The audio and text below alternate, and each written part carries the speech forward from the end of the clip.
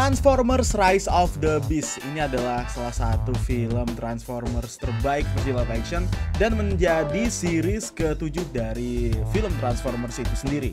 Sinopsisnya sendiri menceritakan tentang petualangan para Autobots dan juga para Maximals dalam menghadapi ancaman dari sebuah kelompok yang bernama Predacon, yang dimana mereka itu memiliki tujuan khusus yang kita nggak bisa sebutin, tapi di trailernya ada gambarannya seperti apa, yang tentunya masih ada hubungannya dengan sebuah entitas robot cybernetik raksasa yang bernama Unicron.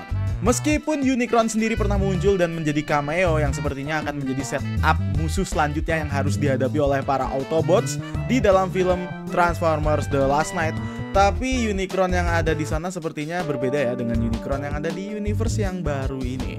Dan film ini menjadi salah satu film yang bisa dibilang sangat memuaskan hasrat para fans, terlebih lagi para fans yang menyukai desain dari para robot-robot Cybertronian yang memiliki desain yang cukup mirip dan punya karakteristik yang sama dengan di versi Transformers G1 yang pernah dirilis di tahun 1984. Dan gak cuman itu, sebenarnya kalau kita ngelihat apakah robot-robot yang ada di dalam film ini tuh mirip dengan yang ada di dalam filmnya Michael Bay, tentunya ada sedikit penggabungan tanpa menghilangkan unsur-unsur style dari cybernetic body yang pernah dimunculkan di dalam filmnya Transformers ala Michael Bay. Namun, meskipun hampir semua hal di film ini benar-benar bagus ya, kalau menurut saya pribadi ya, tapi ada beberapa unsur yang mungkin sedikit membingungkan dan juga sedikit kurang, yaitu soundtrack. Seperti yang kita tahu, kalau di film Transformers-nya Michael Bay, itu soundtracknya sangat-sangat melekat buat kita. Theme songnya melekat semua, rasanya kayak wah gila ini keren banget nih. Kayak seakan-akan kita nonton film Spider-Man-nya Sam Raimi yang sampai saat ini kita hafal nih musiknya seperti apa. Tapi film Transformers ini sayangnya ada kekurangan di bagian musik, tapi it's okay karena salah satu hal yang paling penting dan mendasar di dalam sebuah film live action itu adanya karakter-karakter manusia yang di dalam film Transformers Michael Bay di 1 sampai dengan ke-4 ya, ke-4 kalau nggak salah ya, Dark of the Moon ya kan, itu tokoh utama manusianya adalah Sam Witwicky, dan di dalam film selanjutnya itu adalah Katie Yeager, dan sekarang kita mendapatkan karakter yang mungkin bisa dibilang sangat-sangat cocok sekali untuk menjadi bagian penting dari cerita penghubung antara manusia dan juga para Transformers, terlebih lagi Autobot, yaitu Noah.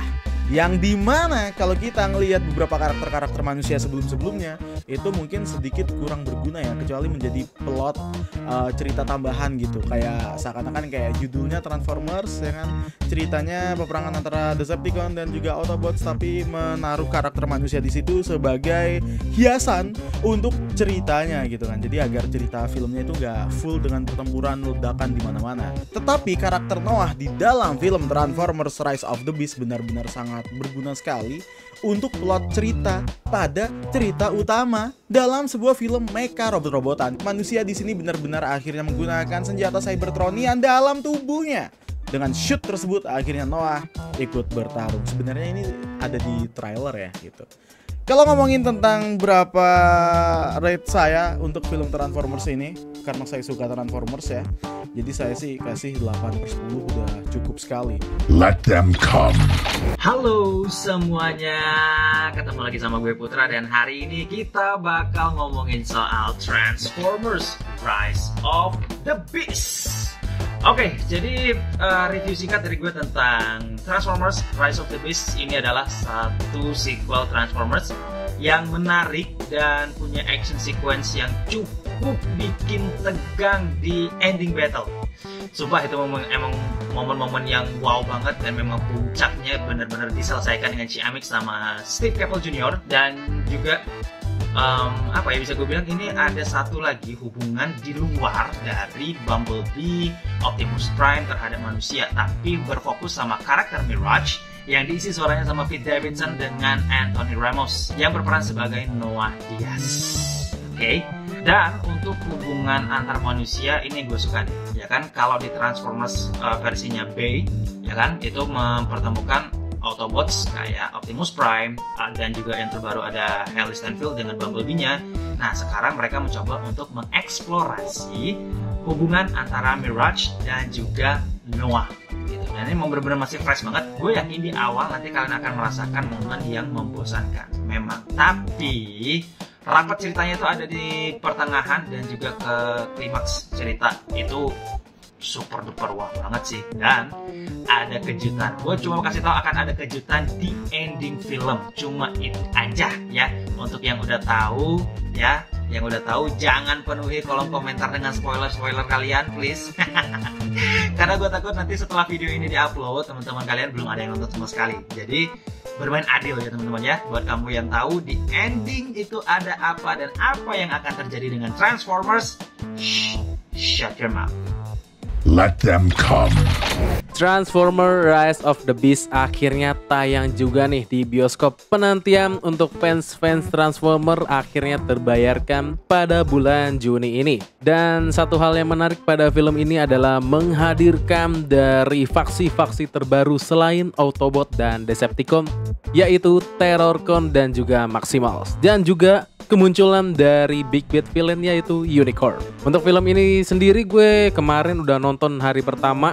Terus untuk penilaian sendiri dari storyline, Transformer Rise of the Beast berhasil mengangkat cerita atau storyline yang cukup menarik. Banyak hal-hal yang bener-bener tuh diambil dari source material aslinya, yaitu dari komik ataupun animasinya, yaitu Transformer animasi yang G1 itu. Tetapi bullet antara scene-nya masih kurang, kayak jumping antara scene menuju scene yang lain tuh rada patah atau build up-nya kurang gitu. Terus untuk development karakter di sini yang paling gue suka adalah interaksi dari Optimus Prime-nya sendiri terhadap teman-teman seperjuangannya yang lain. Benar-benar menggambarkan sosok warrior, sosok leader yang diberi keputusan yang sangat sulit sehingga harus dipikirkan secara matang-matang. Juga gue di sini kurang suka performa casting dari Elena. Pembawaan dialognya agak sedikit memaksa hingga jokes-jokes yang dikeluarkannya pun kurang tepat. Pembawaan intonasinya tuh kayak kurang tepat, tidak kena ke penonton gitu. Jokesnya lucu tapi dari nada suaranya yang kurang gitu. Tetapi overall nih, yang menurut gue sangat-sangat steal the show adalah performa dari Mirage dengan koneksi yang dibuildnya bersama Noah Diaz. Itu interaksinya, relationship-nya bersama Diaz tuh berasa lah. Bagaikan dia itu kayak pengganti adiknya si Tails kan. Nah, kan codename-nya si Tails sama Sonic kan, si Noah Diaz terhadap adiknya. Bahkan si Mirage-nya sendiri pun pada akhirnya dia mendapatkan nama samarannya yang diberikan adiknya, yaitu Knuckles. Lanjut juga ke CGI visual effect. Lagi-lagi world building-nya itu sangat-sangat berasa banget. Environment-nya tuh sangat hidup, sehingga penggambaran latar tempatnya membuat kita bisa merasakan suasana pada tempat tersebut. Apalagi CGI buat Transformer tuh pada saat battle fight tuh, pada saat kejar-kejaran juga tuh, kejar-kejaran mobil tuh, itu sangat-sangat menjadi nilai jual di film ini. Tapi untuk CGI gue masih ngeliat agak sedikit miss pada saat si Noah Diaz itu keluar dari Mirage, dari wujud mobil. Kayak yang tiba-tiba Noah Diaz-nya keluar, si Mirage-nya langsung berubah jadi formasi robotnya itu kayak kurang ngeblend aja gitu antara ukuran size-nya si Noah Diaz terhadap Mirage yang menjadi mode mobil tersebut. Untuk scoring sendiri, soundtrack bisa dibilang cukup bagus, tetapi bagian kayak efek-efek sound gitu, kayak adu pedang, adu pukul-pukulnya kan kayak besi ketemu besinya tuh, suara-suaranya, efek-efek kayak praktikal tuh kayak kurang gitu, kayak kurang nyarnya ya di telinga, kurang gurih, kurang renyah gitu. Oke, mungkin overall rating gue untuk film ini adalah 8/10. Film yang bagus juga untuk mengisi bulan Juni ini yang sangat-sangat padat dengan berbagai franchise besar lainnya seperti The Flash, terus kemarin awal-awal juga ada Fast X, ada Little Mermaid juga. Pokoknya film ini sangat-sangat family friendly tanpa ada unsur-unsur lain yang dikampanyekan selama film berjalan. Pokoknya cocok untuk semua umur dan ditonton bersama-sama keluarga. Mungkin segitu dulu yang bisa kami sampaikan. Gue juga wakilkan yang lain, admin-admin yang lain di sini yang telah memberikan review juga. Terima kasih buat kalian yang telah menonton, dan juga terima kasih buat kalian yang telah bergabung di membership community. Dan terima kasih atas super thanks yang telah kalian berikan. It's time to me to sign out. My name is Alex Ansala. Bareng yang lain, stay safe and until next time. Bye-bye.